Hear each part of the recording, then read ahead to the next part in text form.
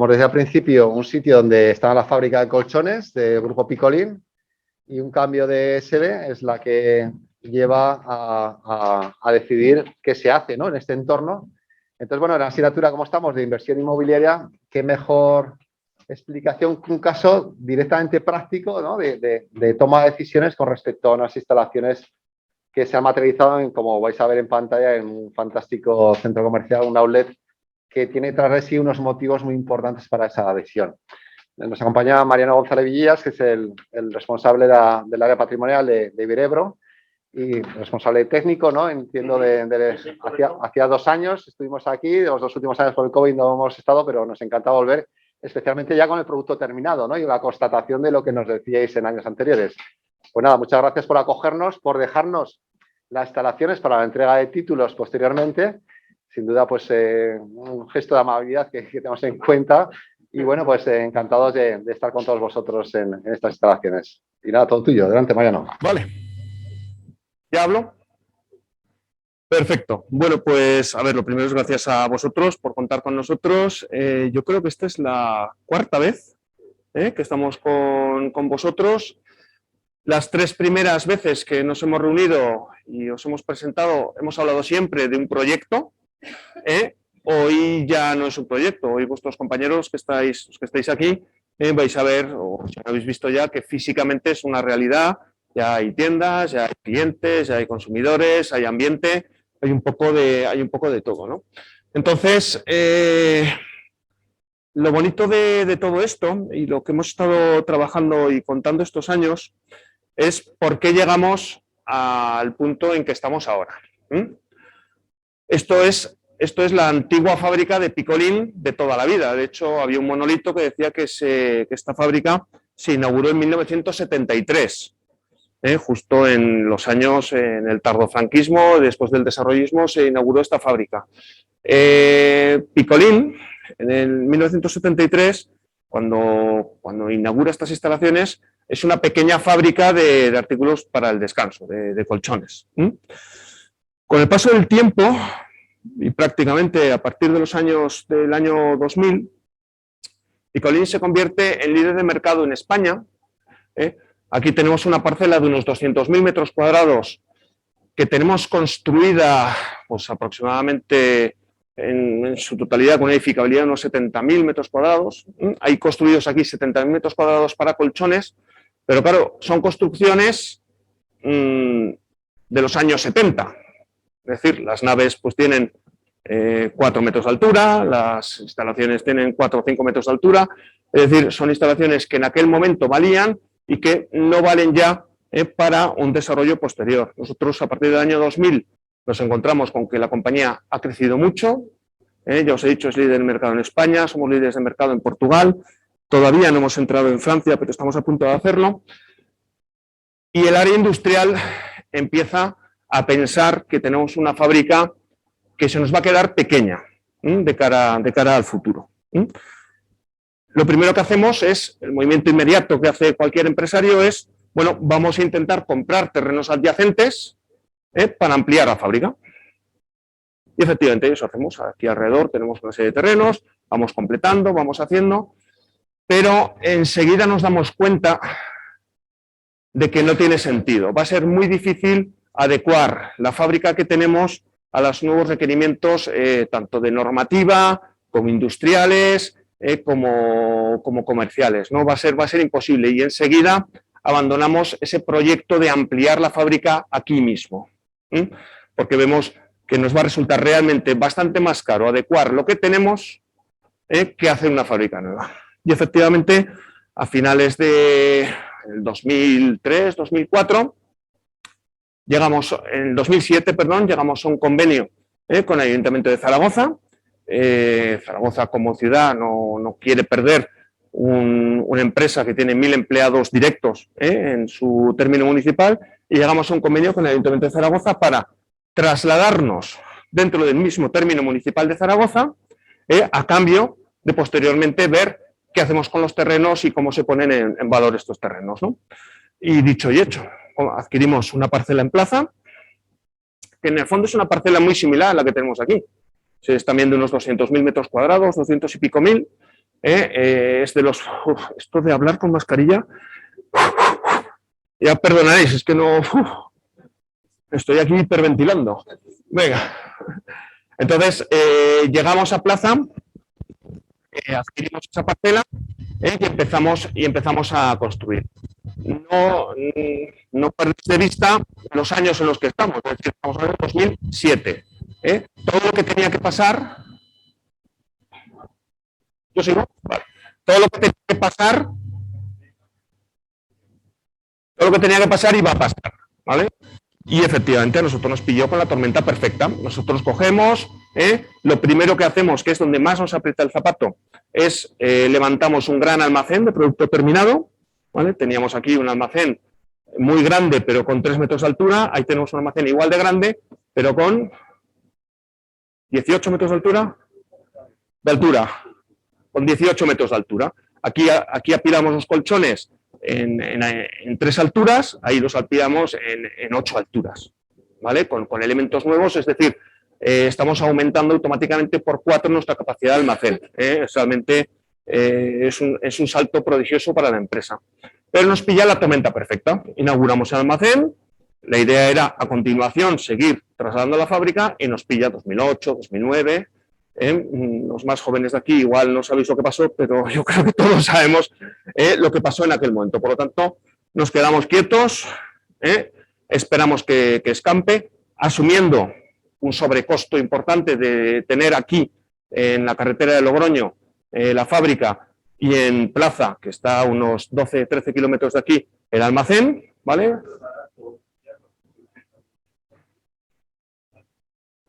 Claro. Esto implica pues, prácticamente una cadena continua de camiones que salen de aquí cargados con colchones, los llevan a Plaza y vuelven vacíos, lo cual no es poco drama, ¿eh? No es poco drama y de hecho pues, fueron unos años de sobrecoste logístico que había que asumir porque tampoco estábamos en condiciones de afrontar otra situación. A partir de ahí la situación empieza a mejorar. La verdad es que la categoría de hogar es de las primeras que se recuperan. Y a partir de 2014 empezamos ya a plantear en serio el traslado de la fábrica. Hacemos un proyecto, empezamos a construir aquello, construimos, lo entregamos y Picolín se traslada. Esto es el año 2017. En 2017 todas estas instalaciones, donde hasta ahora, hasta aquel momento, trabajaban 1000 personas todos los días, pues se quedan completamente vacías. De hecho... Ah, bueno, cierto. Vale, sí, eso es... Espera que no te están oyendo.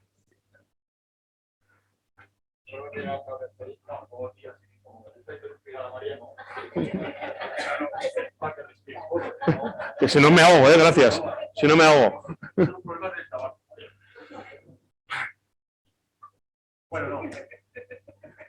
Dice, al final esto es, en fin, no vamos a tener ningún comentario, estamos dando una clase en un máster, Emilio, te lo recuerdo. Bueno, he interrumpido, lo que quería decir es que previo a este traslado de fueron los primeros que vinieron aquí y que actualmente están ocupando el sitio donde estaba el almacén de producto terminado. Es decir, todos estos primeros que se fueron a Plaza dejaron aquí un solar con una nave que hubo que demoler y Bauhaus fueron los primeros que vinieron aquí pues, en todo el desarrollo del sector, ¿vale? Posteriormente, como dice Mariano, es cuando hicimos toda la fábrica de Plaza, aproximadamente en año y medio, lo que tardó en construirse, y de un día para otro, pues todo el desarrollo, toda la producción que existía aquí, pues se trasladó allí. Quedando todo esto, pues bueno, como hemos dicho siempre Mariano y yo, pues en estas oficinas hemos estado Mariano y yo solos, y los de Bauhaus ahí al lado hasta que empezó a desarrollarse todo esto. 200.000 metros cuadrados de fábrica, os garantizo que es bastante impresionante estar solo. Nosotros, lógicamente, antes, para el año 2014, cuando realmente empezamos a plantear el movimiento de la fábrica, el gran problema que nos surge es qué hacemos con una pastilla de 200.000 metros cuadrados, urbana, con uso industrial, que admitía usos comerciales muy limitados, por ejemplo, Bauhaus, que es bricolaje, admitía automóvil, admitía cosas de construcción, es decir, realmente no había muy poquito margen para poner algo que no fuera una tienda de brico como pusimos aquí, ¿no? Entonces, el gran reto era ¿qué hacemos con una pastilla de 200.000 metros cuadrados urbana muy bien situada dentro de Zaragoza? Y empezamos a actuar por descarte. Por descarte, a ver, viviendas, pues aquí tiene muy poco sentido, por no decir ninguno. Es verdad que esta pastilla está enfrente de una zona residencial muy importante de Zaragoza, enfrente tenemos la Moraleja de Zaragoza y es ese tipo de espacios, pero en esta margen de la autovía de Logroño no hay ni una sola vivienda en kilómetros a la redonda. Es decir, es bastante complicado plantear un desarrollo residencial aquí. Buscamos otro tipo de desarrollos. Oficinas tampoco tenía ningún sentido. Suelo industrial. Estamos hablando de que Zaragoza, en aquel momento, bueno, y hoy, acoge lo que es el mayor parque logístico industrial de toda Europa. Hay como 5 millones de metros cuadrados en plaza. Es decir, es muy difícil que se venda suelo industrial que no esté en plaza. Cualquier empresa que busque una parcela en condiciones va a ir a plaza. De hecho, la última entrada que ha habido en plaza es Amazon. En Amazon está, en plaza está Amazon, está Balay, estamos nosotros. El polígono de Zaragoza es plaza. ¿Perdón? Sí, bueno, Inditex y podemos hablar de muchas más. Hay un call center de Barclays, hay empresas enormes, ¿no? El gran pulmón industrial y logístico de Zaragoza es plaza, y de hecho, si Zaragoza es un sitio logístico por excelencia, pues es lógico que una de las mayores plataformas logísticas de toda Europa esté aquí, ¿no? Pero bueno, lo cierto es que está, por lo tanto, este suelo no tiene sentido, tampoco como industrial o logístico. Por lo tanto, solo nos queda un camino, que es el retail. ¿Vale?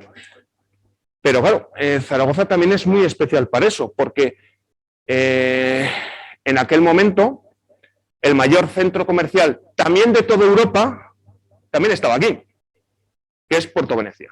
Puerto Venecia, que tiene como 350.000 o 400.000 metros cuadrados de SBA.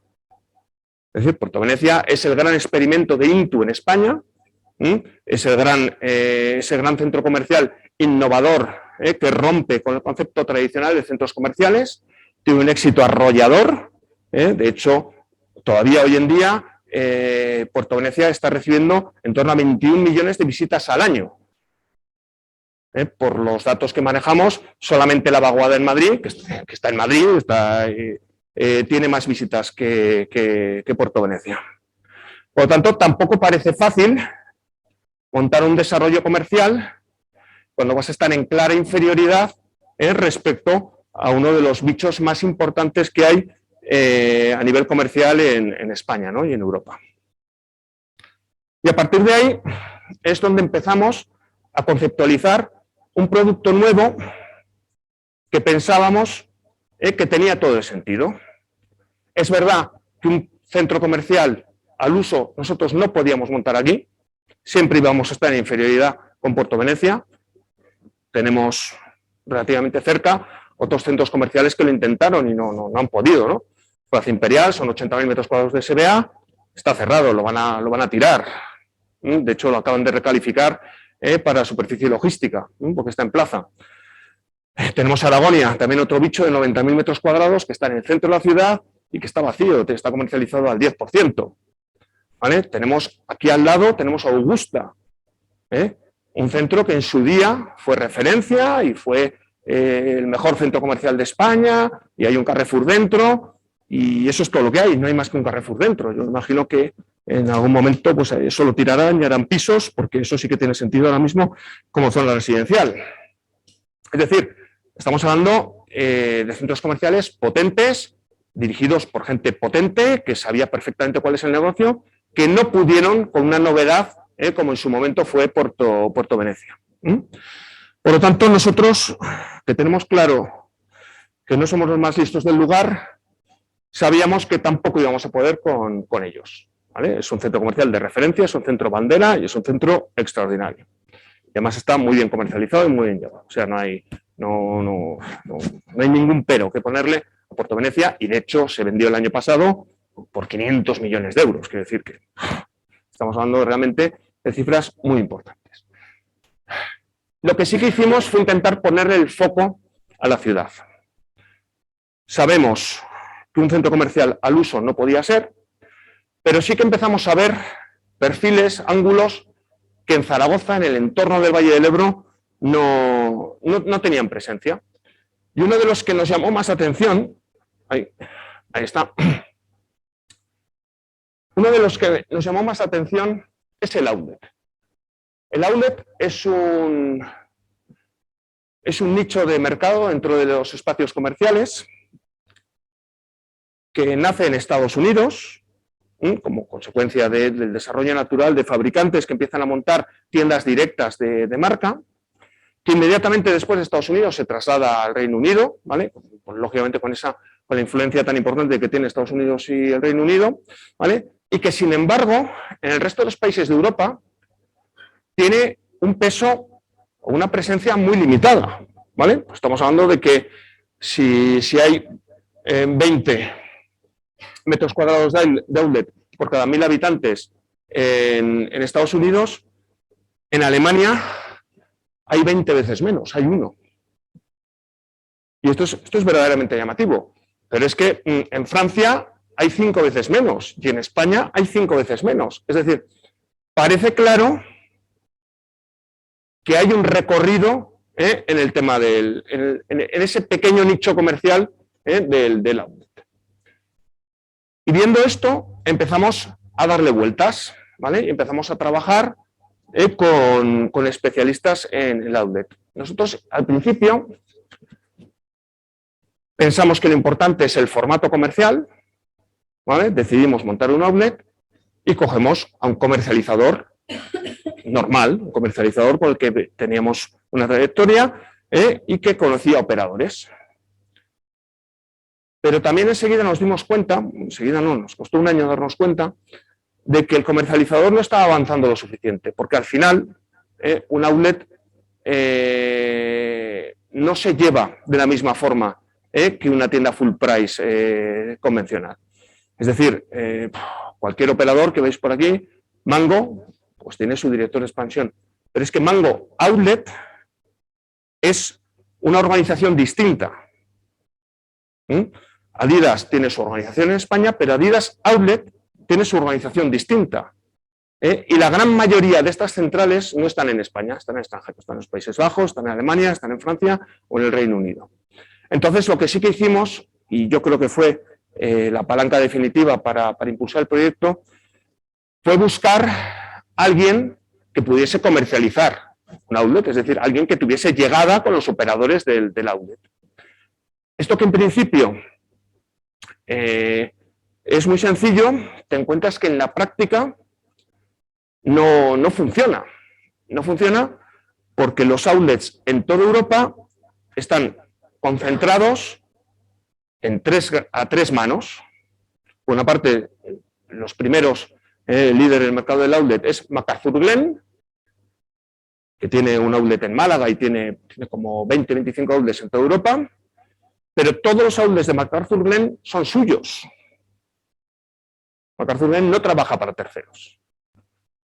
La primera una de los líderes europeos también en el desarrollo y en la promoción de outlets es Neinberg, que os sonará, es una compañía española que tiene en San Sebastián de los Reyes, tiene en varios sitios, también tiene como 20 y tantos outlets en toda Europa, pero Neinberg tampoco trabaja para terceros, todos los outlets de Neinberg son suyos.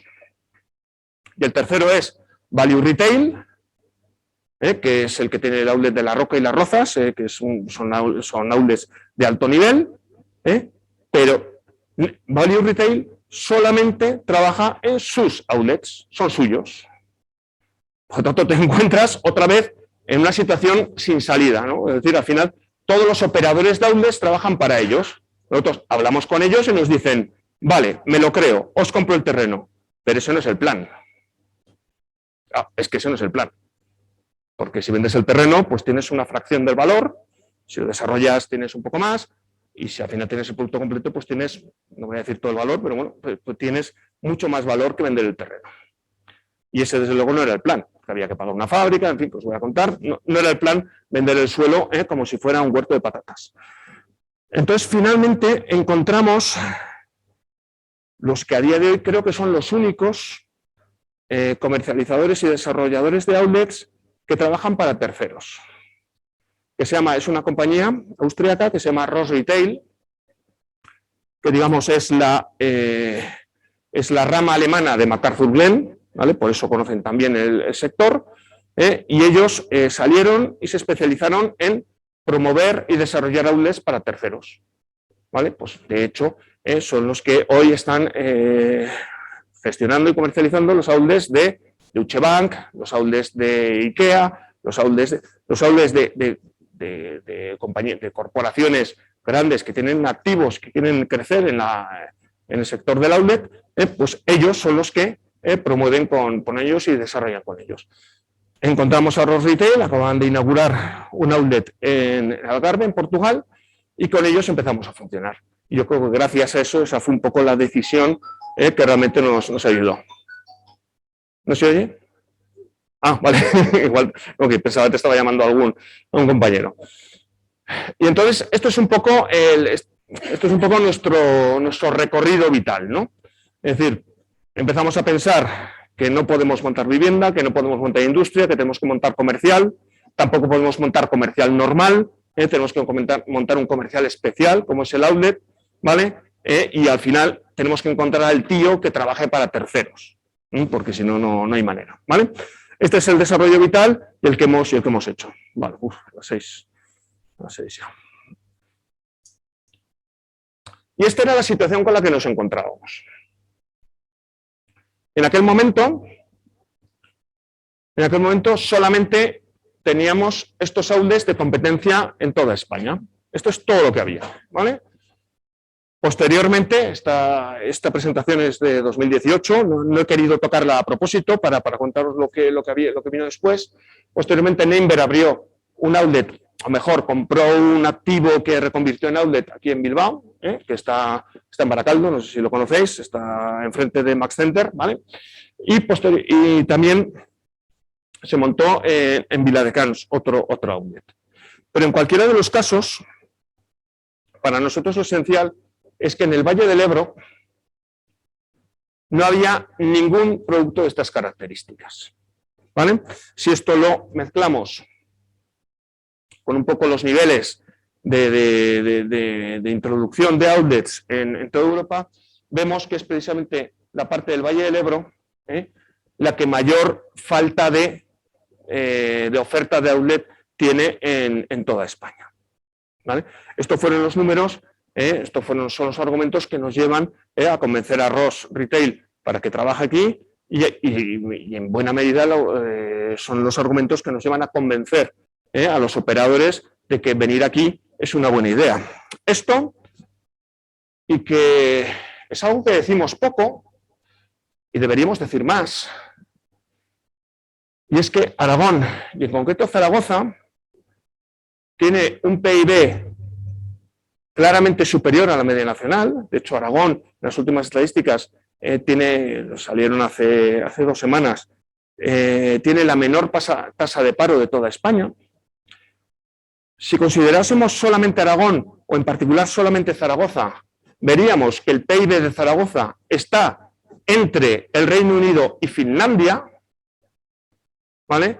Y de hecho, Zaragoza tiene un PIB por habitante superior a gran parte de los Länders alemanes, superior a la mayor parte de los distritos del Reino Unido.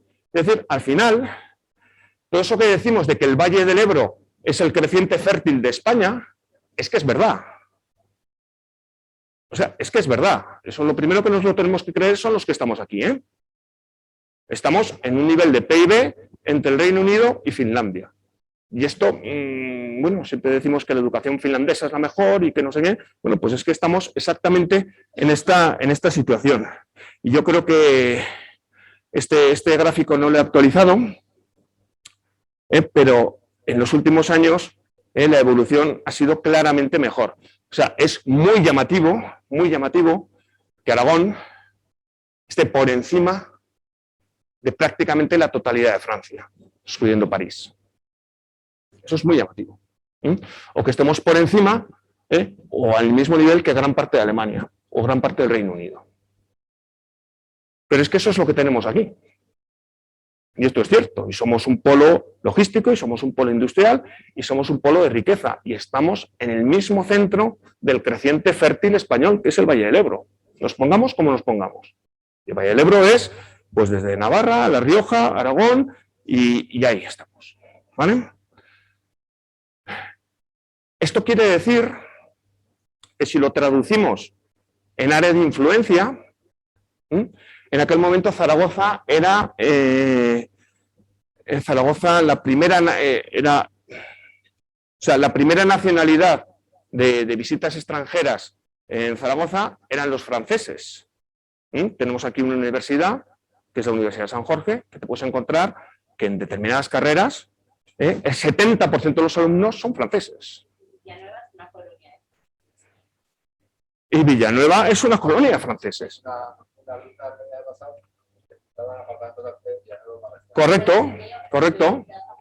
Sí, esto, vamos, sí, creo que estoy diciendo cosas que son de dominio público, efectivamente.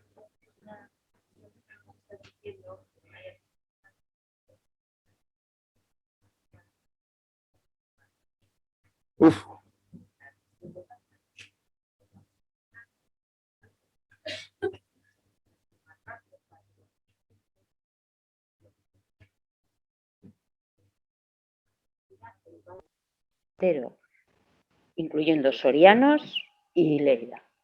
Y por ahí pasaba toda la Ribera Navarra. Sorianos y Lérida, luego esa señorita, que es la reina del dato, está con nosotros Ana Sacristán, que es la reina del dato en la Torre Aulet, y luego hablaremos de Sorianos y Leridanos y te diremos nuestra opinión sobre ese tema. Sí. Sorianos y Lérida. Correcto. Entonces, todo el Valle del Ebro, efectivamente, la caída de visitantes, el catchment que llaman los consultores, el catchment que tiene este centro, básicamente es todo el Valle del Ebro, que es población con un nivel adquisitivo netamente superior a la media española, franceses, que es en aquel momento era la primera nacionalidad, junto con los chinos, que visitaban Zaragoza. Es verdad que los chinos visitaban Zaragoza un poco de paso entre Madrid y Barcelona, pero es verdad también que a todo este colectivo nosotros teníamos pensado, sobre todo a los chinos, ofrecer un esquema para que pudieran pasar noche en Zaragoza, ¿no? Un poco con todos los efectos colaterales que esto tiene para la ciudad, pernoctaciones, gasto, incremento, tal.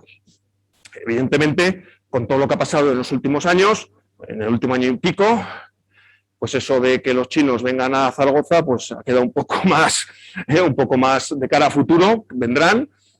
Los que sí que siguen viniendo son los franceses, y de hecho nosotros claramente notamos que la primera nacionalidad de fuera, aparte de los españoles que vienen aquí, son los franceses con muchísima diferencia. Entonces, pero lo que sí tenemos es una caída de población muy importante. Al final nosotros tenemos, midiendo en isocronas alrededor del centro, tenemos que a 30 minutos hay 900.000 habitantes, cerca de 1 millón, a 30 minutos en coche. A 1 hora en coche tenemos 1,5 millones, a hora y media tenemos 2 millones, y a 2 horas, es decir, sin meter ni Madrid ni Barcelona, a 2 horas tenemos 3 millones de habitantes. Y 2 horas es un catchment muy normal para un outlet. Es muy posible que tú a un centro comercial no te vayas desplazándote 2 horas, pero a un outlet sí. Nosotros habíamos hecho estudios de cuántas personas de Zaragoza iban al año a La Roca o a Las Rozas. Y nos salía que todos los años 1 de cada 2 personas visitaban estos outlets que están a 4 horas y a 3 horas y media. Yo no sé, de aquí, ¿cuántos habéis estado en La Roca en Barcelona o en Las Rozas en Madrid? Pues yo me imagino que todos. Esta es el 1 de cada 2, ¿vale? Este es 1 de cada 2, ¿vale? Es decir, todo el mundo, pues una vez cada 2 años, va a estos sitios porque no pasa nada, porque puedes ir. Y están muy lejos, están muy lejos. A 2 horas nosotros estimamos que estos 3 millones de habitantes deberían venir al menos una vez al año. Y nosotros lo que hacemos es plantearnos que en estos 3 millones de habitantes, más los de Zaragoza que vengan de forma recurrente en Outlet, pues bueno, pues podemos hacer esos 3 millones, 4 millones de visitas al año con los que estaríamos absolutamente cómodos. ¿Vale? Pero a partir de ahí tenemos que seguir desarrollando cosas.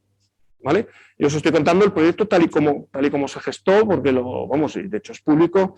Es decir, nosotros tenemos 200.000 metros cuadrados de parcela, 70.000 metros cuadrados de edificabilidad, pero un outlet no tiene más de 14.000 metros cuadrados. Claro, todavía nos quedan 55.000 metros cuadrados para pensar. El primer elemento que nosotros decidimos es poner una zona de ocio y restauración muy potente. ¿Vale? Al final, nosotros nos damos cuenta, porque es el core del negocio de Puerto Venecia, que el ocio y restauración está funcionando, que el peso de ocio y restauración en los centros comerciales cada vez es mayor. Es un momento en el que la venta online empieza a crecer de una forma muy importante, lo cual es un riesgo de cara a centrarte en retail. Por lo tanto, lo único que, digamos, es prácticamente inmune a la venta online es el ocio y restauración, las cosas que tienes que experimentar en primera persona. Y de hecho desarrollamos una zona de ocio y restauración muy importante, de 15.000 metros, casi 16.000, que era aquí. A mucha gente le llama la atención que esté todo el parque construido menos esto. Estos son las antiguas oficinas de Piccolini y siguen estando. Es que esto era la zona de ocio y restauración. Hasta que consultores que sabían algo más que nosotros nos dijeron que no tenía sentido, que la zona de ocio y restauración tenía que estar anexa al outlet. Para potenciar, para traccionar junto con el outlet, que lo que nos parecía a nosotros que estaba muy cerca esto del outlet, realmente luego en el día a día no era así. Y en un momento determinado, y ya habíamos empezado a construir, eso fue un pequeño problema con los ingenieros. Con los ingenieros siempre hay problemas, ya sabéis. Como veis, todo se ha hecho sobre la marcha. Llega improvisando. Es muy bonito. Pues bueno, y parece que lleva un hilo conductor claro. Luego en la vida real es un estrés total, ¿eh? Porque estabas haciendo las cosas y las teníais que cambiar de un día para otro, ¿no? Entonces, bueno, pues como dice Mariano, esa ocio-restauración que estaba aquí, mientras estábamos haciendo cimentación y pilotando ya en la manzana M1, que es donde está todo el outlet, y de buenas a primeras dicen, olvídate de eso, que donde habíamos dicho que el ocio y la restauración no iba aquí. Con lo cual, estrés para los arquitectos, para los ingenieros y, por supuesto, para todo el equipo que hemos desarrollado esto, ¿no? Es cierto que esa fue una decisión muy difícil. Sí, bueno, ahora te vamos contando. ¿Vale? Entonces, lo que sí que es cierto es que esa fue una decisión muy difícil, en primer lugar, porque los proyectos ya estaban hechos, estaba todo presentado al ayuntamiento, ya había licencias, había contratos firmados aquí, de locales que acabábamos de decidir que ya no iban a existir, con contratos firmados. Es decir, eso supuso un estrés importante para el departamento de técnico y en general para toda la compañía, ¿no? Porque eso realmente era un problema, ¿no? Al final es un problema, claro, yo creo que es evidente, ¿no? Mover 16.000 metros aquí, ponerlos ahí, pues al final eso fue un problema para todos.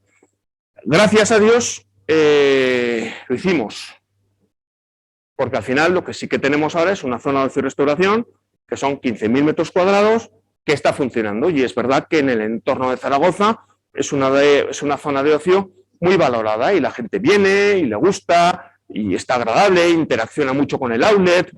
En definitiva, estamos contentos de haber tomado esa decisión. Evidentemente en aquel momento nos supuso muchos problemas y de hecho hoy esto sigue sin construirse, ¿no? Tenemos que buscarle, bueno, lo tenemos ya, tenemos que buscar el punto para la segunda fase que la haremos, ¿vale? Entonces, con todo, volvemos a tener 14, 16, 30, todavía nos quedan 40.000 metros cuadrados. 40.000 metros cuadrados. Y en ese entorno, lo que empezamos a buscar son otros conceptos intensivos de metros cuadrados que en Zaragoza no estén representados o que en el entorno del Valle del Ebro no estén representados, ¿no? Y teníamos una experiencia, la que ha dicho antes Emilio. Nosotros en el 2015 inauguramos Bauhaus. ¿Vale? Bauhaus es un bicho de 15.000 metros cuadrados que funciona como un tiro desde el primer día. Como un tiro. Empezamos a analizar por qué funcionaba y realmente nos dimos cuenta de que parques de medianas, que es un concepto que, por ejemplo, en Madrid tienes muchísimos y el peso del parque de medianas, por parque de medianas entendemos establecimientos de a partir de 2.000 metros cuadrados que funcionan en conjunto, ¿vale?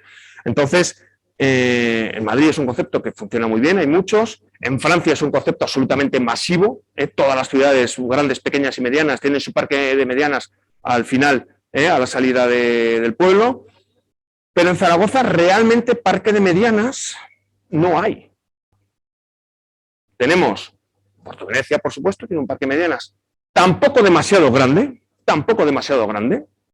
y hay poquito más.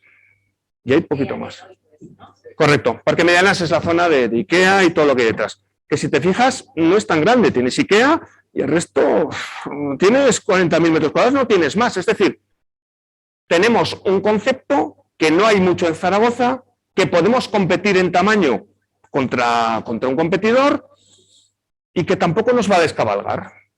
Además, sabemos que la carretera de Logroño, por eso llevamos aquí 50 años viviendo, sabemos que la carretera de Logroño ha sido tradicionalmente la carretera del hogar. Es decir, esta es la carretera del mueble, hay muchas tiendas de muebles a continuación, hay tiendas de bricolaje. Digamos que es una carretera con una tendencia. Bueno, hay zonas que se especializan y la carretera de Logroño en particular está especializada en hogar. Entonces empezamos a trabajar conceptos de hogar que son intensivos de metros para meter aquí. Empezamos a contactar con tiendas de muebles, empezamos a contactar con tiendas de decoración, empezamos a contactar con distintos elementos. Y el resultado es que al final tenemos un parque de medianas que son como 30.000 metros cuadrados, como 30.000 metros cuadrados, que lo tenemos completamente lleno, con un peso muy importante de hogar y con algunos elementos de ocio. Porque es verdad que el ocio que tenemos en la zona de ocio y restauración, nos faltaban una serie de elementos de ocio dinámico. ¿Qué nos faltaba? Pues nos faltaba, por ejemplo, de los dos conceptos que tenemos de ocio, uno es un jumping, ¿vale? Colchonetas para que salten los críos, cumpleaños, ese tipo de cosas, pero es un jumping deportivo, es muy grande, son 4.000 metros, está bien. Y en aquel momento nos surgió, oímos que la escalada iba a ser deporte olímpico en Tokio 2020, en aquel momento, decidimos irnos a por la escalada, esto fue una anécdota también muy curiosa. Nosotros ya teníamos hecho el parque de medianas. Entonces, la altura del parque de medianas, la altura son 12 metros. Y entonces sale la normativa olímpica y resulta que los rocódromos olímpicos tienen que tener 15 metros. Y nosotros ya teníamos el bicho hecho. Entonces, como era muy importante tenerlo, a ver, estuvimos pensando dos cosas. Tirar el techo y tirar para arriba, pero esta gente empezó a decir que eso no podía ser, que eso era muy caro, que no. Y la otra era tirar para abajo.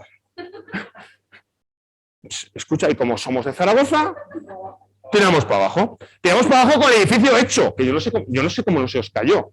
Pero bueno, yo no soy técnico, entonces no tengo ni idea, no pasa nada. Pero bueno, lo cierto es que hoy tenemos el único rocódromo olímpico del Valle del Ebro. Escucha, si entras, te invito a que entres al Cleanback, tú entras y de repente hay una esto y ¡bum! Para abajo.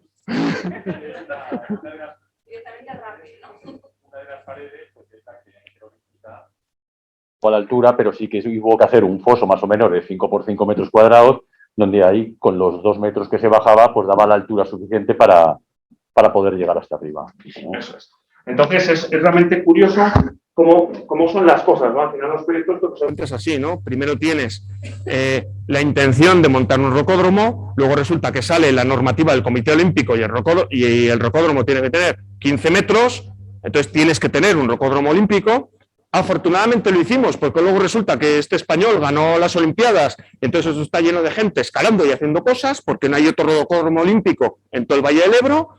Pues bueno, pues a veces las cosas son como son, ¿no? Te cuesta un esfuerzo, apuestas por cosas y salen bien.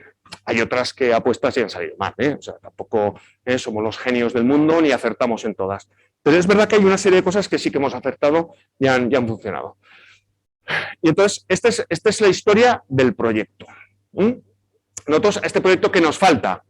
Nos falta terminar de hacer aquí algo, donde iban a estar los restaurantes y los bares. Aquí tenemos que hacer algo. Bueno, pues tenemos que seguramente seguir incrementando el parque de medianas con conceptos que nos falten. Tenemos que trabajarlo todavía. Tenemos tiempo. Nosotros, yo creo que hasta 2013 no lanzaremos lo que es la segunda fase del parque comercial. Vale, 2023, gracias. Yo creo que hasta 2023 no montaremos lo que es la segunda parte del parque comercial, y creo que es un poco la línea de trabajo. O sea, al final, lo realmente importante es estar pendiente un poco de las necesidades del consumidor, ver qué es lo que encaja, en una ciudad como Zaragoza, partiendo de la situación real que hay en Zaragoza, ¿no? Insisto, en Zaragoza hay la mayor plataforma logística de Europa está aquí, el mayor parque comercial de Europa está aquí. Es decir, hay una serie de cosas que te limitan lo que puedes hacer y que al final forman parte de esos hitos que tienes que ir cumpliendo para sacarle rendimiento y para hacer algo con esto, ¿no? Al final, lo bonito de la historia... A ver, espera. Vale, aquí. Vale, al final lo bonito de la historia es que lo tenemos hecho y está en marcha, ¿no? Hoy estamos al 95% de comercialización, ¿vale? Estamos bien, estamos cómodos, estamos tranquilos. Tomamos también una decisión bastante arriesgada, que en su momento nos costó muchísimo, que fue abrir en octubre del año pasado. En plena pandemia, en plena situación, con toda la que estaba cayendo, con los operadores que no podían viajar para montar tiendas. De hecho, tuvimos operadores que estaban firmados que simplemente no podían pasar la frontera, no podían venir. Yo me acuerdo de los holandeses de Tommy Hilfiger y Pepe Jeans y tal, son holandeses, tenían que venir ellos físicamente a montar y no pudieron venir. Entonces lo abrimos a los meses, ¿no? Pero abrimos el 22 de octubre. Si no hubiéramos abierto el 22 de octubre, no habríamos abierto nunca y no se lo hubiera pasado, ¿no? Porque la construcción estaba hecha, hay que pagar a los constructores, los contratos hubieran caído, hubiera sido un auténtico desastre. Entonces, abrimos en contra de la opinión de mucha gente, muchos asesores que nos decían, estáis locos, estáis locos, estáis locos. Bueno, pues un poquito locos sí que estamos, ¿no? Pero lo cierto es que hoy está el 95% comercializado y estamos contentos, estamos contentos. Tenemos una zona de outlet, aquí, es una zona de outlet que son estos 14.000 metros que os decía, son 13.500 y pico realmente. Una zona de ocio y restauración que, contando la doble planta del cine y todo lo que teníamos, a una cosa muy divertida del cine es... Entonces, tenemos ya negociado el contrato con el cine, y de hecho íbamos el operador del cine sevillano, y teníamos 6 salas. Inicialmente teníamos 6 salas. Y fuimos allí, y haciendo números, nos dimos cuenta de que con 6 salas iba a ser muy difícil que el cine saliese adelante. ¿Por qué? Porque al final en Zaragoza tenemos el mayor cine de Zaragoza es Aragonia y el segundo es Palafox, que son de los mismos, que es Zaragoza Urbana, y uno tiene 16 salas y el otro tiene 15 salas o 14 salas. Entonces, con 6 salas hubiera sido físicamente imposible.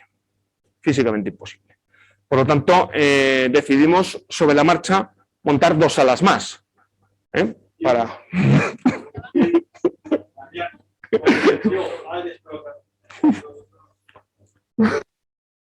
Mariano convenció al explotador de la sala, que es Arte 7, me parece que es la segunda o tercera, Juan Chiclana, sí. Juan Chiclana, Chiclana Films, que me hacía mucha gracia al principio, convenció que tenía que tener 8 salas. Es decir, no salió del propio explotador, sino de Mariano, que con su número, Mariano, de todos, ¿no?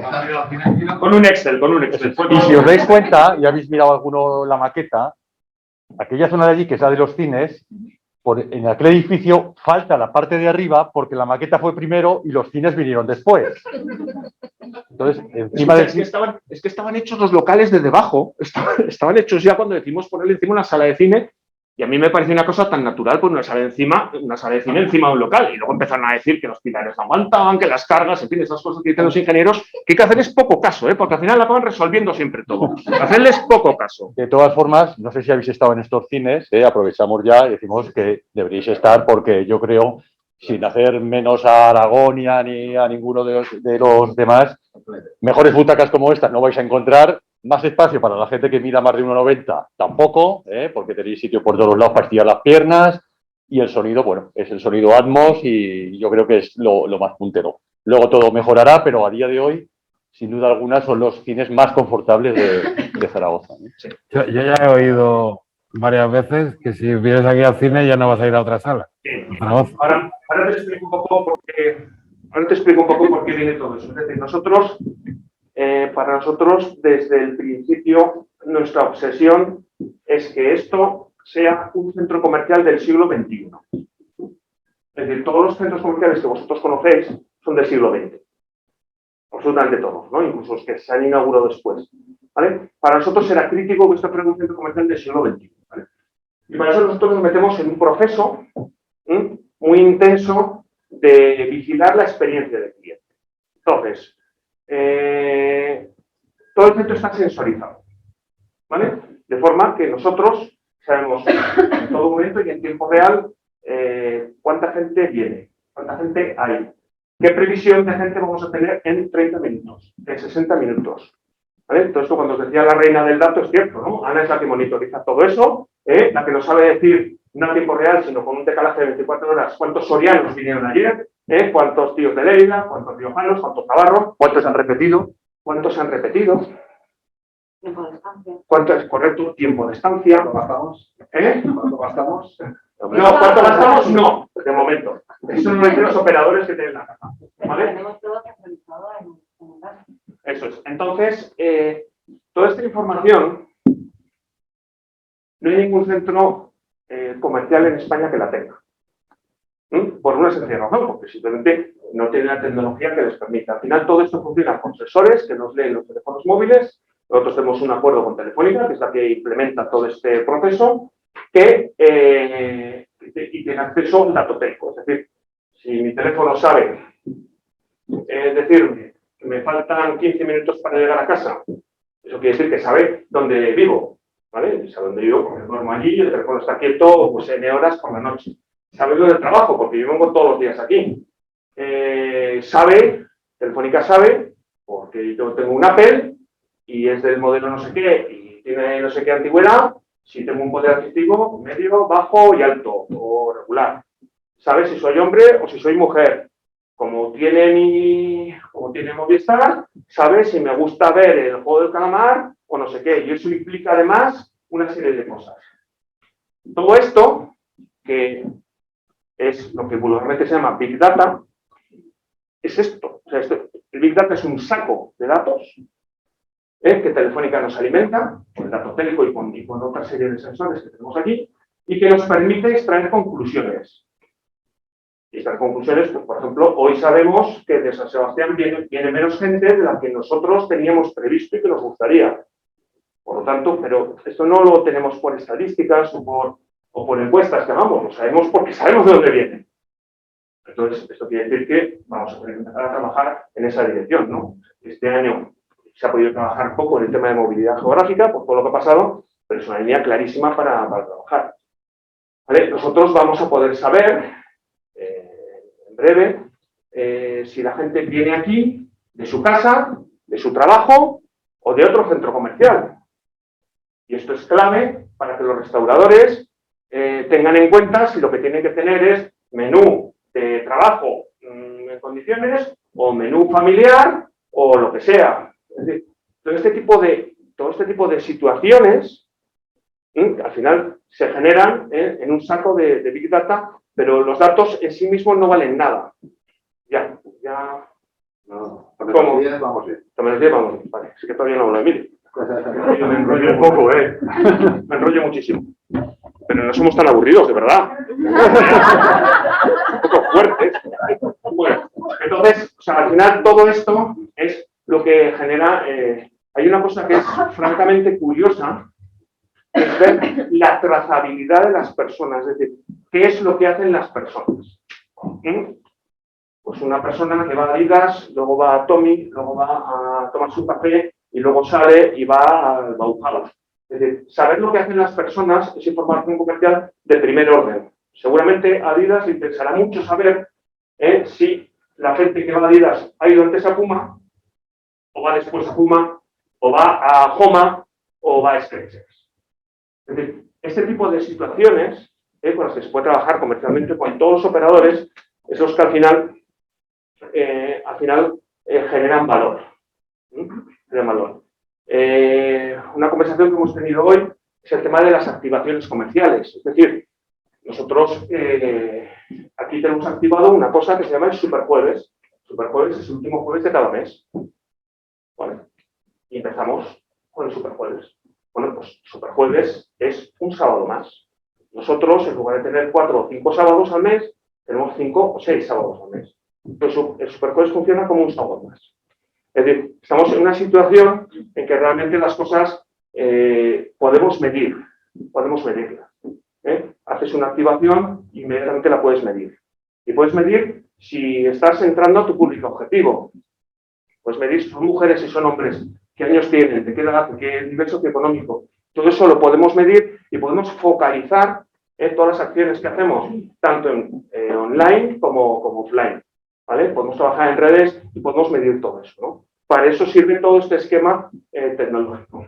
Y dentro de este planteamiento tecnológico, que esto venía por el cine, nosotros teníamos muy claro que los cines de Zaragoza son Palafox y Aragonia. Es clarísimo, no porque lo diga yo, sino porque tiene un 51% de cuota de mercado. Entre ellos dos, ¿no? Entonces, o éramos capaces de ofrecer una experiencia superior al mismo precio, o nadie iba a venir aquí. Eso mismo que pasaba en Plaza. Plaza no podían ofrecer una experiencia superior porque un cine es muy rígido en estructura. Entonces, lo que tuvieron que hacer es, para ofrecer la misma experiencia, la ofrecían más barata, en el cine low cost de Zaragoza. Nosotros no queríamos ser eso, sino que queríamos hacerlo al revés. Queríamos tener una experiencia de usuario mejor. Para eso lo que hicimos, y eso también lo hicimos a medio camino,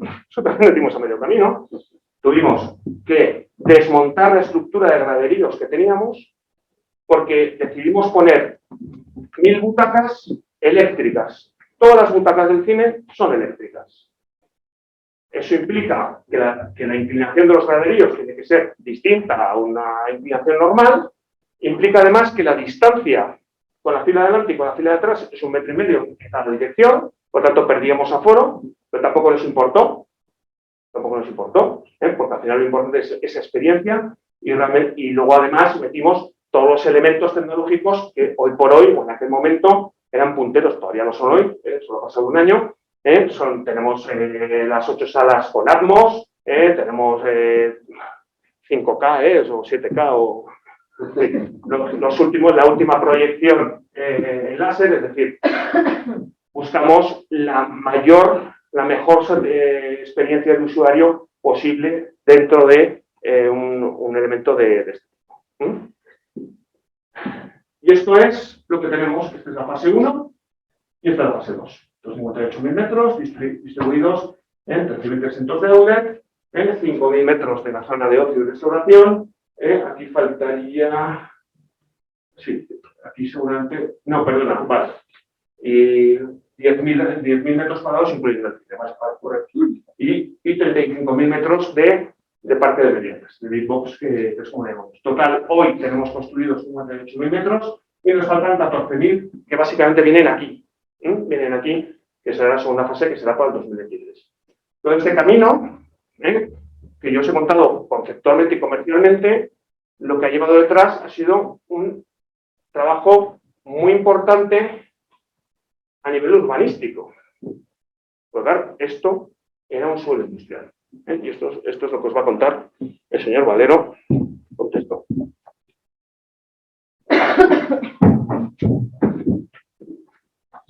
Si está más cómodo hablando con el otro, pero... Sí, casi mejor.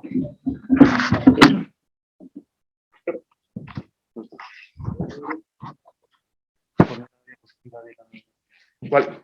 La que se ve todo el sector. Sí. A ver, si pones la presentación, aquí estamos. Ahí. ¿Cuál? La otra es más grande. Aquí. Espera que no La dura. anterior. Ahora. Esta. Perdona, ya que estamos, si puedes indicarnos exactamente dónde es la sala VIP y dónde estamos para que se ubiquen luego a las 7 donde tenemos que ir. Aquí. Bueno, Mira, aquí, el puntero mejor. Estamos ahí, la pirulí. vamos a ver, estamos aquí, De amarillo. saldremos por aquí delante. Esto no existe ahora, ¿eh? Esto es lo que dice Mariano que tenemos que construir. Salimos por aquí, vamos por aquí. Esto es McDonald's, ¿de acuerdo? Y aquí, donde están estos depósitos, Ahí. ahí está la sala VIP. Justo en este de aquí. La chimenea que veréis, ahí abajo está la sala VIP. Sí, ¿Vale? esto es como la película. Perdón. Para ir a sala VIP es como la película. Tú ve a la luz y la luz es un video wall. Pues vosotros seguid la luz y enseguida veréis la sala VIP. Que por cierto, el video wall también es una cosa que no estaba prevista al principio. Es una cosa que se dijo, aquí tenemos que tener la pantalla más grande de España, en principio, dentro de un centro comercial. Y ahí se colocó. Bueno. Qué bien lo habéis pasado. Y estaba hecho. Pero al final los ingenieros solucionan todo. Por lo tanto, no veis nunca caso cuando os ponen un problema. Yo te puedo decir que pesaba 15 kilos más antes, ¿eh? Bueno, esto que os ha contado Mariano, que es lo bonito, ¿no? Porque al final os ha contado una historia muy bonita, pero bueno, trabajada, ¿no? Como dice, esto tiene que estar refrendado por un problema que es que esto eran unos suelos industriales, ¿de acuerdo? Y había que hacer que estos suelos, al final, el ayuntamiento nos dejara construir pues todo lo que al final hemos conseguido, ¿no? ¿Qué pasa? Que el Plan General de Ordenación Urbana, ahora me voy a poner un poco técnico, el Plan General de Ordenación Urbana indicaba que esto era una zona H, que es un suelo urbano no consolidado, y había una serie de usos permitidos. Para lo cual, para desarrollar los usos que ahora tenemos, había que hacer un plan especial. Un plan especial es un documento que hacen los arquitectos y que al final lo que indican es qué uso vas a hacer en cada una de las manzanas, distribuyes dónde van a ir los viales y al final eso va a una aprobación inicial y una aprobación definitiva. Hasta ahí todo correcto. Ese plan especial tiene que ser aprobado por el Ayuntamiento de Zaragoza y así sucede, ¿no? A finales del año 2016, el Ayuntamiento de Zaragoza aprueba el plan especial para el área H615, que es como se llamaba este sector, y en él aprueban los usos permitidos que nosotros habíamos solicitado en ese plan. Nuestra sorpresa es que una vez aprobado ese plan hay un par de contenciosos administrativos, que imagino que todos seréis conocedores, que dicen que esos usos no son los adecuados para este sector. Nosotros, en principio, la verdad, no le damos mucha importancia porque, en paralelo, seguimos haciendo un proyecto de reparcelación. Un proyecto de reparcelación no es nada más que, en todo esto, existen una serie de parcelas que se llaman fincas aportadas y, al final, en ese proyecto de reparcelación lo que haces es dividir en cuadraditos. Esta sería la manzana M1, esta sería la manzana M2, la manzana M3 y la manzana M4. Dices un poco lo que quieres hacer. Tienes un montón de suelo, lo reorganizas y dices, esto va a ser para outlet, esto va a ser para medianas, esto va a ser zona verde, esto va a ser zona pública y zonas de cesión al ayuntamiento. Hasta ahí es como se plantea el proyecto de reparcelación. Tienes que hacer también un proyecto de urbanización. Tienes que decir todas las instalaciones, por dónde van a ir, por dónde van a tener las tuberías de agua, las tuberías de saneamiento. Aquí teníamos... Es curioso porque aquí por el medio de la fábrica pasaba una acequia. Es decir, hay una acequia que se llama la acequia de la Almozara, que viene por el polígono Europa, pasaba por aquí dentro y luego de aquí se iba por el Portazgo. ¿Qué pasa? que cuando se aprueba el proyecto de urbanización, nos aprueban el proyecto de urbanización, pero con una serie de prescripciones. Y una de ellas es que esta acequia la tenemos que sacar fuera. Eso es muy fácil, es hacer una acequia y hacerla por fuera. El problema es que esta acequia es de unos señores que tienen unos derechos, además unos derechos de agua a perpetuidad, con lo cual no es tan sencillo. Tenemos que ponernos de acuerdo con ellos y al final, después de año y medio o 2 años de, yo creo, de las más arduas negociaciones que yo he vivido, ya tengo unos años, conseguimos que esta acequia vaya por aquí y todavía nos falta acabar la segunda fase. No deberían dar ningún título de negociación ni ningún título superior sin antes haber pasado la prueba de negociar con una comunidad de regantes. No deberían darlo, de verdad. Bueno, hacemos un proyecto de reparcelación, como he dicho, hacemos un proyecto de urbanización. Todos estos trámites, que se dicen aquí en 10 minutos, requieren un esfuerzo por parte de ingenieros, arquitectos, toneladas de papel, toneladas de visitas al ayuntamiento, para al final llegar a lo que veis ahora que es lo que se ha hecho, ¿no? Y además requiere unas aprobaciones iniciales, unas exposiciones públicas que pueden variar entre 1 y 2 meses y unas aprobaciones definitivas con unos informes sectoriales, pues tanto de los responsables del ayuntamiento por parte del alumbrado público, saneamiento, vertidos, con lo cual estamos hablando que un proceso de aprobación de un proyecto de urbanización, por ejemplo, en Zaragoza, aquí hemos batido un récord porque se ha hecho en menos de 1 año. Lo habitual es que sea más de 1 año desde que empiezas el proceso hasta que consigues la aprobación definitiva, lo cual quiere decir que hasta ese momento no puedes empezar a hacer las obras. ¿De acuerdo? Y en paralelo, ese plan especial que ya teníamos aprobado definitivamente y que, os recuerdo, teníamos un contencioso administrativo todavía por ahí, que aún no os he dicho qué pasa con él, ponía una serie de prescripciones. Esas prescripciones, una de ellas era que teníamos que contratar un servicio de transporte privado público, para el público, para que pudiera venir hasta la torre, y otro es que teníamos que ceder el 10% del aprovechamiento urbanístico al Ayuntamiento de Zaragoza, y lo querían evidentemente pues en dinero, como así se hizo, ¿no? Se valoró el aprovechamiento urbanístico y el 10% pues se le pagó al Ayuntamiento de Zaragoza.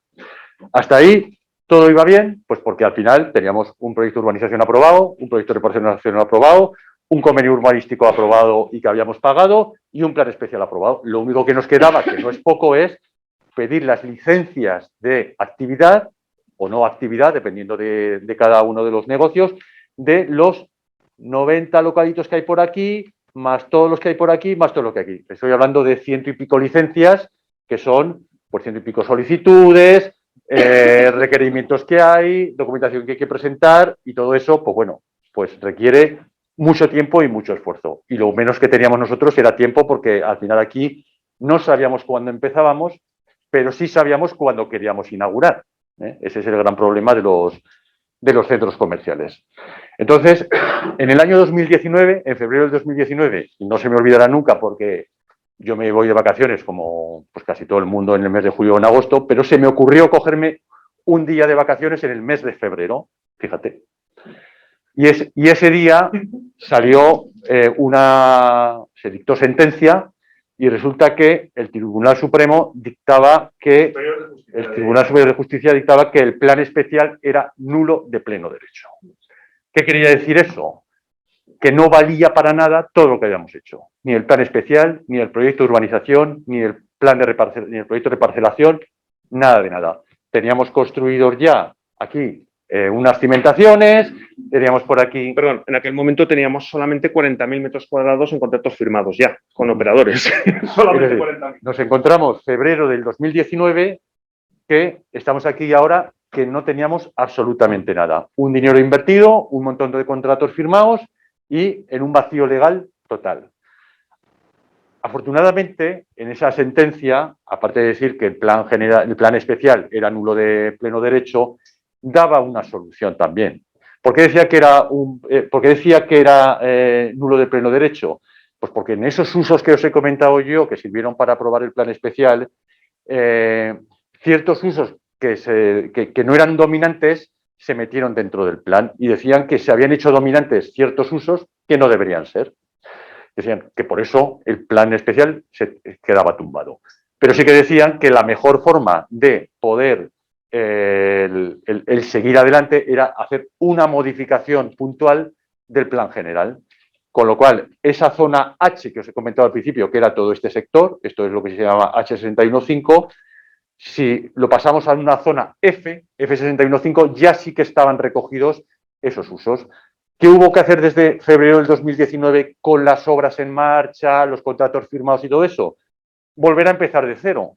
Hubo que hacer otra vez el proyecto de urbanización del área F615, el proyecto de reparcelación del área F615. Y no es que tú puedas hacer todo a la vez, sino que si no haces una cosa primero no puedes pasar al siguiente paso. Afortunadamente, como lo que no había cambiado era toda la estructura, toda la malla, pues prácticamente fue coger un copia y pega, ¿no? Pero bueno, las visitas, las notificaciones y todo eso había que hacerlas igual. Con lo cual, afortunadamente, las obras continuaron y al final llegamos a que justos, pero conseguimos que creo que fueron febrero, marzo del 2020, poco antes de que hubiéramos terminado esto, tener todos los permisos en cuanto a las partes importantes que son las que os he comentado. Correcto, y entonces teníamos los permisos, febrero de 2020, fecha de inauguración, mayo de 2020, rueda de prensa diciendo, vamos, que nos vamos, marzo de 2020. Esto fue justo la semana de antes de que nos fuéramos todos a casa. Justo la semana antes de irnos todos a casa. Fue verdaderamente impresionante. Decía nuestro consejero delegado que ya solo faltaba que cayese un ovni, porque un meteorito sería hasta asumible, pero si cae un ovni, pues es lo único que nos falta. Y efectivamente, claro, escúchame, es que esto, es que abríamos en mayo, es que la fecha está en los periódicos. Dimos una rueda de prensa para decir que abríamos en mayo. Es que es impresionante. Y claro, evidentemente, a parar. Y claro, ¿y cómo paras esto? Porque tenemos aquí metidos un taco de millones de euros con las constructoras, que hay que pagarles, porque hay que pagarles. La constructora de repente coge, levanta los brazos y se van a su casa, cuando la construcción es actividad esencial y no tenían que parar. Demanda millonaria a la constructora. Volvieron rápidamente, claro. Pero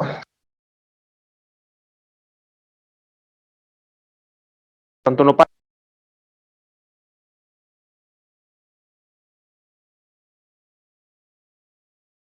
El martes santo ya, pum, a trabajar. Pero claro, yo recuerdo ¿no? Yo sigo. Entonces, yo recuerdo perfectamente la situación. No se me oye. He sido yo. Espera, tengo este, Perdón. ¿Con este? Vale. Entonces, bueno, repito, nosotros inaugurábamos en mayo del 20. En febrero del 20, finalmente Emilio logra obtener todos los permisos necesarios. En marzo del 20, una vez que tenemos todos los permisos, decimos, rueda de prensa, vamos. Y se corta. La construcción es actividad esencial. Solamente se paró los días de paro total, que fueron 4 o 5 días antes de la Semana Santa, y el lunes de Pascua, o el martes de Pascua, volvemos a trabajar. Nos encontramos con que la constructora ya no está. La amenazamos con una demanda millonaria y, lógicamente, y a los 4 días vuelve la constructora a trabajar. Pero claro, la situación era absolutamente dantesca. O sea, poneros en la situación de marzo de 2020. Aquí había como 400 personas trabajando en la construcción, que en su gran mayoría venían de fuera de Zaragoza. Había algunos que estaban aquí, pero muchos venían de fuera, porque no había tanta gente aquí para trabajar, que no tenían dónde dormir, que no tenían dónde comer y que no tenían ninguna posibilidad de ir a ningún sitio porque no existía el transporte público. Yo recuerdo aquellas semanas de ir paseando por la obra, de ir a ver, o sea, y nos miraban como si fuéramos Goebbels.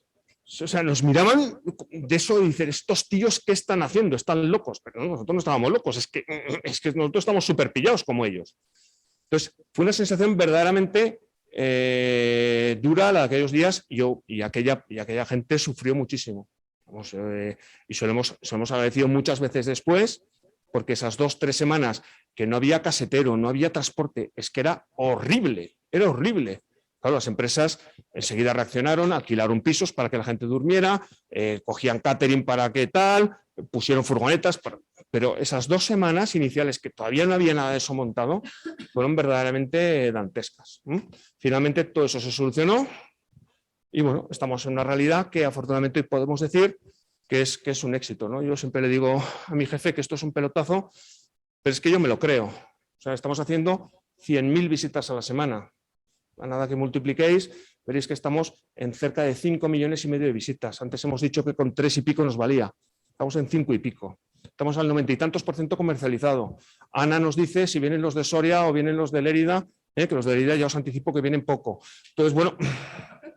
Entonces, ¿dónde vienen? Si no vienen de San Sebastián... ¿De dónde vienen? Nos lo va a decir Ana en directo. No, nos tenemos que ir ya, es verdad, sí.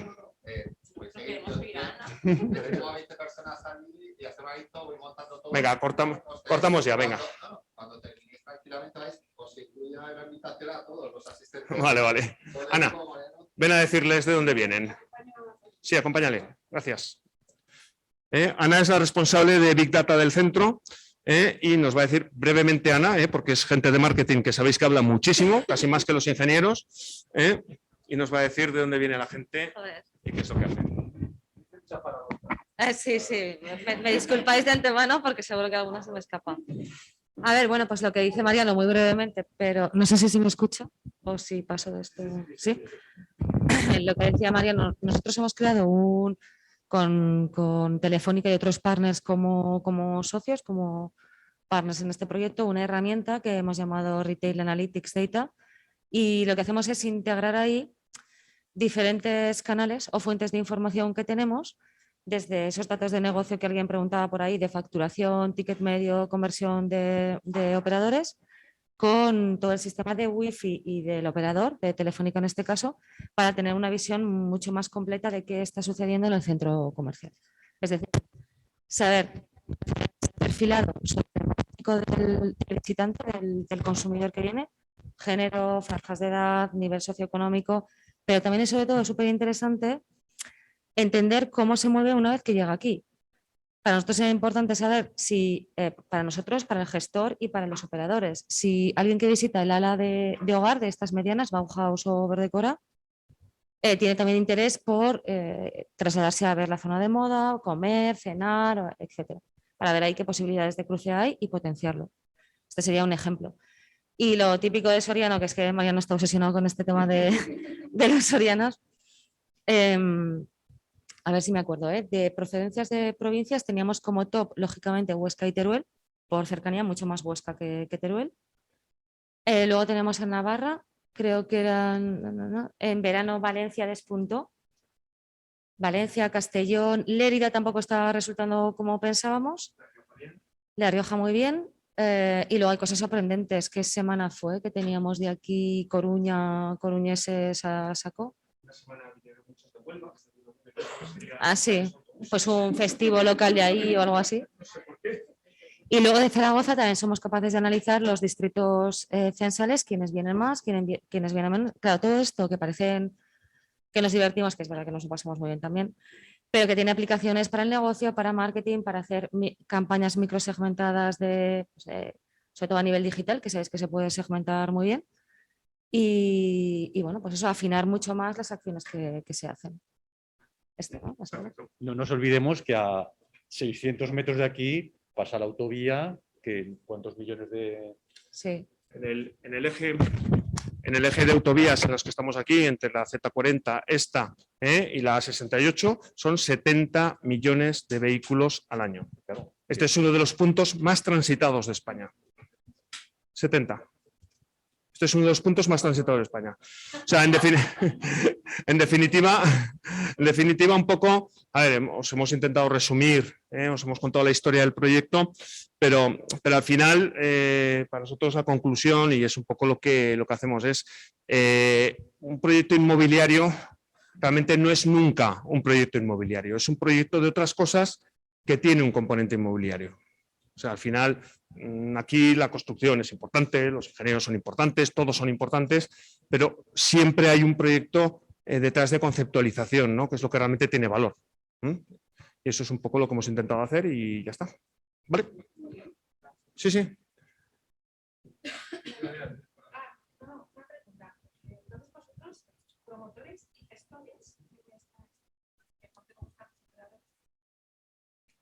No, tenemos un gestor profesional que es los Retail, que comercializa y gestiona el centro, porque la gestión de los operadores es como muy específica, hay que controlar las ventas, hay que controlar los escaparates, los stocks, es decir, es una gestión muy específica que nosotros no estamos capacitados ni queremos hacer. Sí, sí, nosotros somos la propiedad y hay un gestor que ya veis que intervenimos directamente en lo que se está haciendo.